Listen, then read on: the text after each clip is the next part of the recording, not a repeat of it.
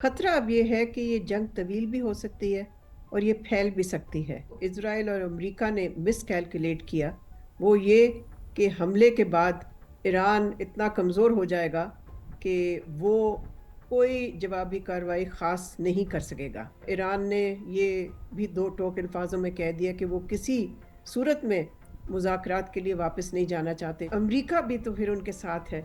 देखें, इस तरह की कोई चीज़ इजराइल कभी नहीं कर सकता था, हमला इस किस्म का ईरान पे, अगर उसको अमेरिका की हिमायत ना होती। और अमेरिका ने इस सारी गेम में झूठ बोला। प्रोग्राम में इस वक्त मलिहा लोधी साहिबा मेरे साथ मौजूद हैं, साबिक सफ़ीर हैं, पॉलिटिकल साइंटिस्ट हैं, किसी तारुफ की मोहताज नहीं। बहुत शुक्रिया मलिहा साहिबा। मैम, जानना मुझे ये है आपसे कि अभी आप देख रही हैं कि ईरान ने भरपूर हमले भी किए और उनका दिफाई निज़ाम जो था उसे भी चोक किया।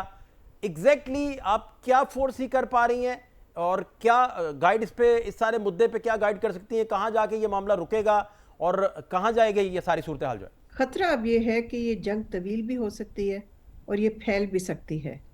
मेरा ख्याल है जो इसराइल और अमेरिका ने मिस कैलकुलेट किया वो ये कि हमले के बाद ईरान इतना कमज़ोर हो जाएगा कि वो कोई जवाबी कार्रवाई ख़ास नहीं कर सकेगा।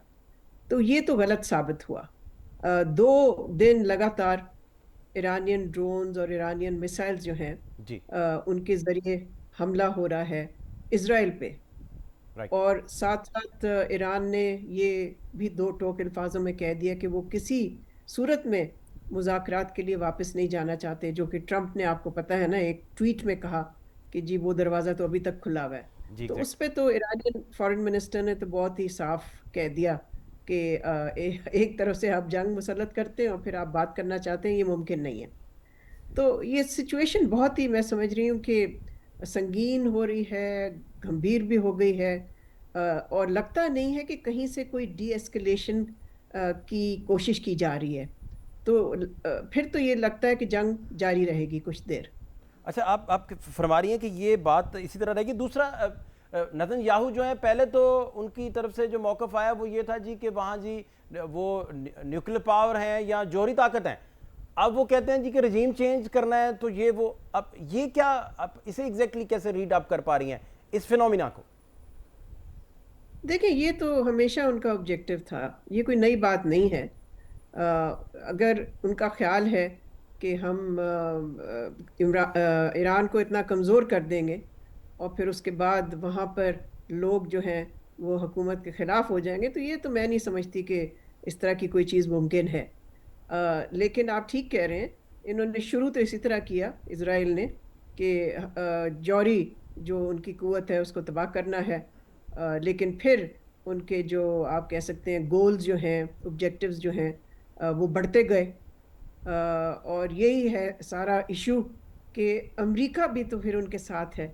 देखें, इस तरह की कोई चीज़ इज़राइल कभी नहीं कर सकता था, हमला इस किस्म का ईरान पे, अगर उसको अमेरिका की हिमायत ना होती। और अमेरिका ने इस सारी गेम में झूठ बोला, डिसेप्शन की। एक तरफ से ईरान को ये लारा दिया कि जी मुज़ाकरात में हम आपके साथ वो जारी हैं, और बल्कि एक उसका छठा राउंड होना था आज ओमान में। और फिर इज़राइल ने हमला कर दिया। मैं नहीं समझती कि ईरान को ये तवक्को थी शुरू में कि इस तरह की कोई चीज़ होगी। उनका ख्याल था कि जब तक ये मुज़ाकरात जारी रहते हैं तो अमेरिका इज़राइल को रोकेगा। लेकिन अमेरिका ने तो ना रोका और ना ही उसका कोई प्लान था रोकने का। अमेरिका पूरी तरह से इस जंग में मुलव्वस है। ये इज़राइली जंग नहीं है, ये इज़राइली अमेरिकन जंग है ईरान के खिलाफ। अच्छा, आप बड़ा कैटेगोरिकली आप बेसिकली बता रही हैं कि ये अमेरिका की जानिब से चीटिंग की गई और उसी चीटिंग के पीछे वो छुपे रहे बेसिकली, और वो इसी तरह उलझाते रहे कि मुज़ाकरात करें। बेसिकली प्लान यही था जो आप फरमा रही हैं। जी बिल्कुल, ये पहली दफ़ा तो नहीं है कि अमेरिका ने झूठ बोला है। तो अमेरिका ने तो इसी तरह ये जंगें की हैं, आपको पता ही है। जी। लेकिन अब ये भी उनका रिकॉर्ड देखें कि मुझे तो कोई याद नहीं पड़ता कि कोई जंग अमेरिका ने जीती हो, चाहे वो वियतनाम में हो, चाहे अफ़गानिस्तान में हो, चाहे इराक में हो, कहीं भी।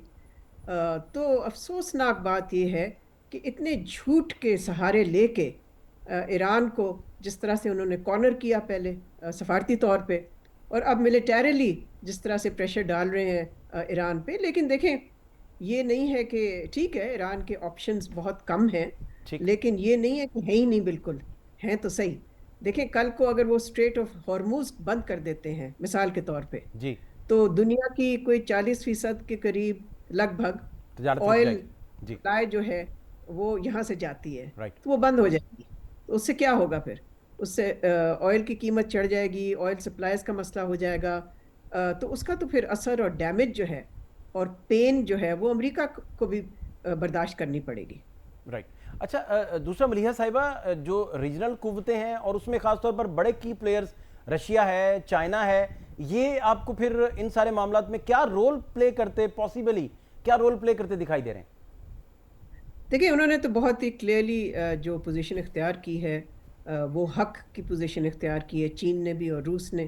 اور اصول پہ وہ دونوں نے پوزیشن اختیار کی ہے اور یہی کہا ہے کہ اسرائیل کا جو حملہ ہے وہ انٹرنیشنل لاء کے خلاف ہے، وہ اللیجٹمیٹ ہے. اور انہوں نے تو یہی کہا کہ کسی طرح سے اس کو سفارتی طور پہ اس جنگ کا خاتمہ ہونا چاہیے. لیکن ابھی تو راستے میں جو ملک کھڑا ہوا ہے وہ تو امریکہ ہے. جب تک امریکہ نہیں چاہے گا یہ جنگ ختم نہیں ہوگی، اس لیے کہ صرف امریکہ ہی ہے جس کی اسرائیل سننے کو تیار ہے. اور جیسے میں نے پہلے بھی کہا جی. امریکہ کی حمایت کے بغیر وہ جنگ یہ کر ہی نہیں سکتا تھا. اچھا ملیحہ صاحبہ، سب سے بڑی وجہ اس ٹائمنگ کی اور اس وقت ایران کے ساتھ جنگ چھیڑنے کی آپ کی کیلکولیشن کے مطابق وہ کیا ہے ایگزیکٹ، اگر آپ بتا سکیں کوئی بڑی وجوہات میں کون سی بڑی وجہ ہے؟ دیکھیں یہ تو کب سے اسرائیل چاہتا تھا یہ کرنا. اس کے بعد میرا خیال ہے جس طرح سے انہوں نے غازہ میں فلسطینیوں کا قتل و غارت کیا اور کوئی نہیں آیا ان کو روکنے کے لیے، تو اس سے وہ امبولڈن ہوئے. اور پھر اسرائیل کی اسیسمنٹ چاہے وہ غلط ہے چاہے صحیح ہے، لیکن ان کی اسیسمنٹ کے ایران جو ہے وہ نیوکلیئر ویپن بنانے کے بہت قریب پہنچ گیا ہے، جوہری ہتھیار وہ سیکیور کر سکتا ہے. تو انہوں نے تو پھر یہی جواز بنایا کہ جی ہمیں اس کو روکنا ہے. اور ایک طرح سے انہوں نے یہی بتایا کہ جی ٹائمنگ جو ہے وہ اس بات سے ڈٹرمن ہوئی کہ ایران کو جوہری ہتھیار بنانے سے روکا جائے. ٹھیک. اور اس میں جیسے میں نے پہلے بھی کہا امریکہ بھی پوری طرح سے ملوث ہے. اچھا ملیحہ صاحبہ، جو ایران کو ایگزیکٹ دھمکی آئی وہ یہی آئی کہ سورج سے زیادہ آپ کے ملک میں ہم اس کو گرمی میں دھکیل دیں گے، سورج بھی اس میں پشیمان ہوگا، سورج بھی چھوٹا دکھائی دے گا، یعنی نیوکلیر کی دھمکی آپ دے رہے ہیں.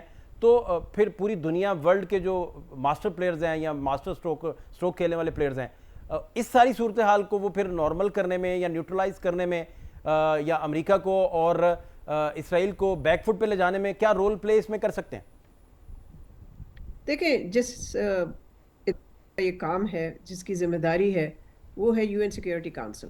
جی. رائٹ. لیکن اس میں ہم نے دیکھا یہ ہے کہ 14 ملک یعنی کہ 15 ممبر کا سیکیورٹی کاؤنسل ہوتا جی. ہے. 14 ممبر ایک طرف ہوتے ہیں اور امریکہ دوسری طرف ہوتا.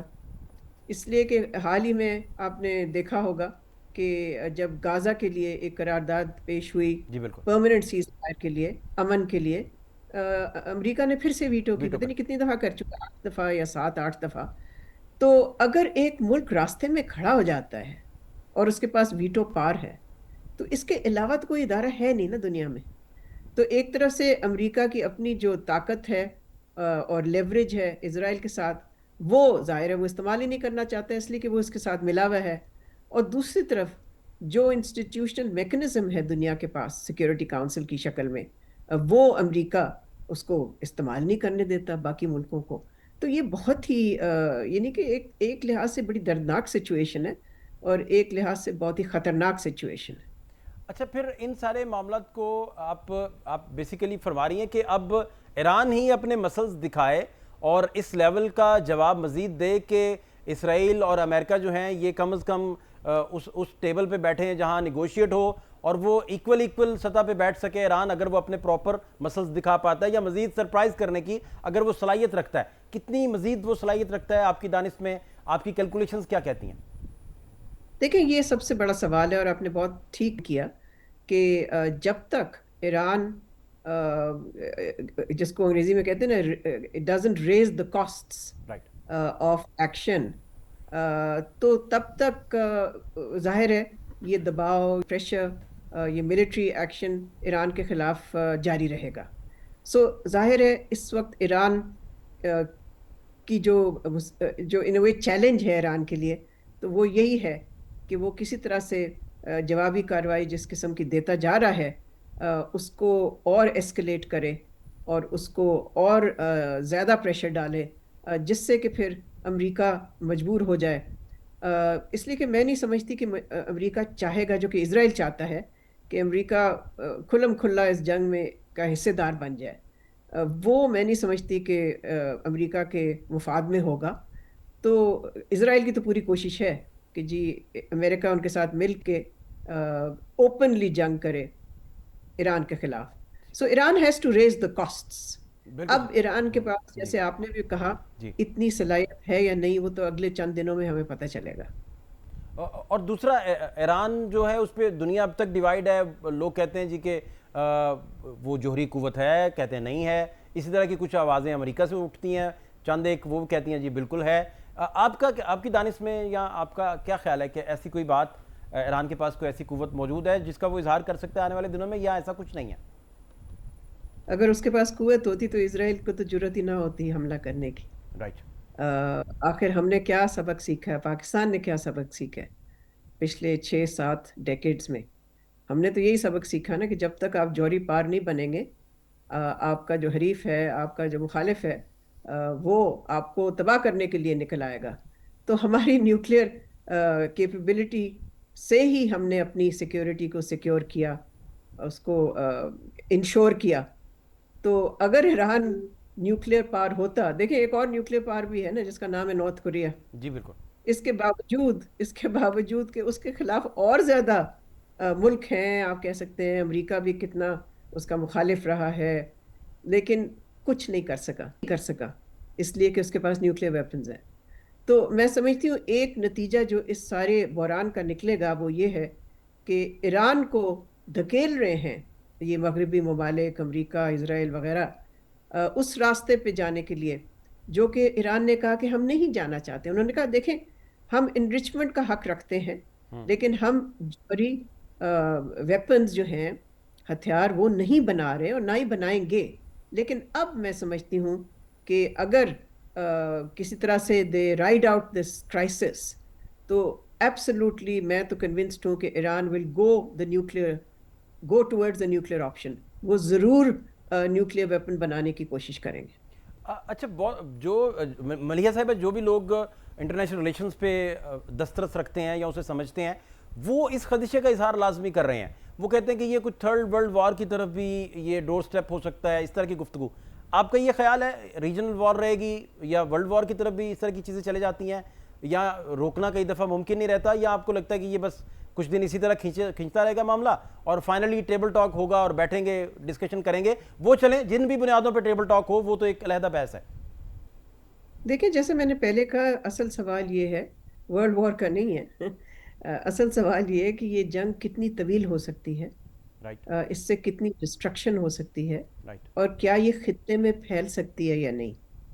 تو ان سوالوں کے جواب تو ہمیں آئندہ دنوں میں ملیں گے. آئی تھنک اس وقت تو ہم صرف یہ سوال ریز کر سکتے ہیں لیکن ہمارے پاس فی الحال تو جواب نہیں ہے. لیکن خطرہ جو ہے خطے کے لیے وہ یہی ہے کہ اس سے خطہ مزید اور ڈی سٹیبلائز ہوگا. اور ویسے ہی غازہ کی جنگ سے اتنا ڈی سٹیبلائز ہوا ہوا ہے, سو مزید ہوگا. اس کے معاشی اثرات بھی ہوں گے, تیل کی قیمت چڑھتی جا رہی ہے, تیل کی سپلائز رک سکتی ہیں, افیکٹ ہو سکتی ہیں. تو دیکھیں اس کے بہت دور دراز اثرات اور کانسیکوینسز بھی ہو سکتے ہیں. اور ایران کے جو وزیر خارجہ نے کہا کہ ابھی اگر اسرائیل جو ہے وہ حملے روک دے تو ہم بھی روک دیتے ہیں, اس طرح کی ڈسکشن بھی ہونا شروع ہوئی. اسے آپ پھر کس نظر سے دیکھتی ہیں ان سٹیٹمنٹس کو؟ دیکھیں یہ جنگ شروع کس نے کی؟ اسرائیل نے. جی. ایران نے تو صرف جواب دیا. جی. تو یہ تو پھر اسرائیل پہ ڈیپینڈ کرتا ہے اور امریکہ پہ ڈیپینڈ کرتا ہے جس نے کہ اسرائیل کو گو ہیڈ دیا کہ اس جنگ کا خاتمہ کریں. اگر وہ کریں گے تو ایران کو کوئی ضرورت نہیں ہے کارروائی کرنے کی. تو لیکن اگر آپ دیکھیں انڈیکیشنز جو آ رہی ہیں اسرائیل کی طرف سے وہ تو ہیں کہ ہم یہ جنگ جاری رکھیں گے جس طرح انہوں نے غازہ میں جاری رکھا. تو وہ تو یہی کہتے جا رہے ہیں کہ ہم جب تک سب کچھ تباہ نہیں کر دیں گے نیوکلیئر جو فیسلٹیز ہیں ایران میں, تب تک ہم اس جنگ کو نہیں بند کریں گے، روکیں گے.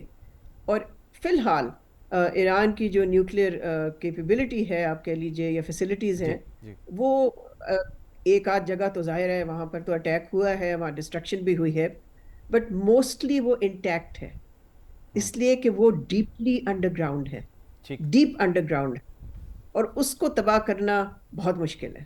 جب تک امریکہ اس جنگ میں کودے گا نہیں، تب تک اس کی وہ والی جو ہے نیوکلیئر فیسلٹی جو انڈر گراؤنڈ ہے وہ سیکیور رہیں گی، سیف رہیں گی.